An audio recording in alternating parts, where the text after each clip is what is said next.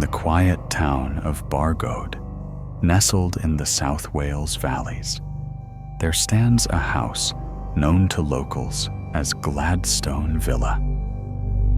From 1969 until the summer of 1978, this unassuming home became the epicenter of one of Wales's most chilling and persistent hauntings. Witnesses came forward. A family was tormented. And to this day, the question remains: what really haunted Gladstone Villa? In 1969, a young woman named Rita, along with her son Andrew, moved into Gladstone Villa to live with Rita's parents, Bill and Annie. The villa was old, with narrow staircases and cold stone walls.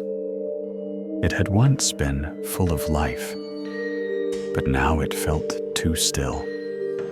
At first, life there was normal, quiet. But that peace would not last long.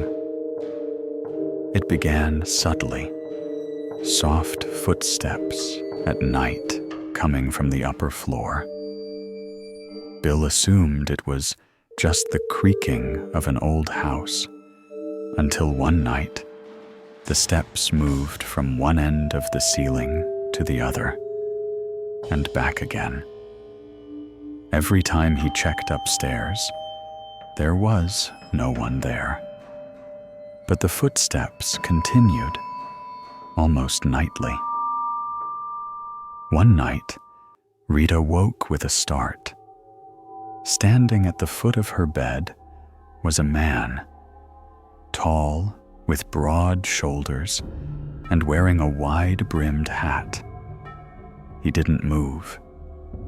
He didn't speak. She blinked, and he was gone. From that moment, she knew something unnatural lived in the house. Over time, every member of the household experienced something.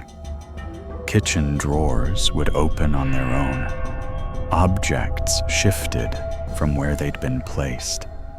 Whispers echoed through empty rooms. Even young Andrew began seeing fleeting shadows and hearing voices when he was alone. One evening, Bill claimed he heard slow breathing coming from the hallway, deep, raspy. He followed it, only to find cold air and nothing more. Desperate for answers, the family called upon their local priest.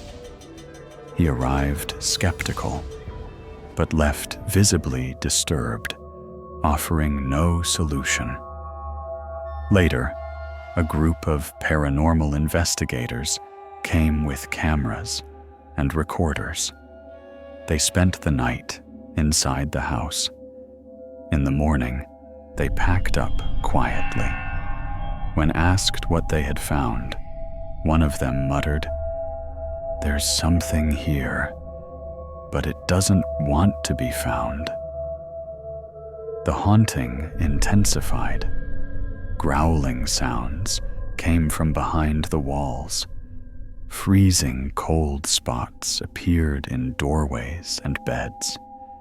Doors slammed without warning. One night, Rita awoke unable to move, an invisible force pinning her to the mattress. Her screams echoed, but the others slept undisturbed.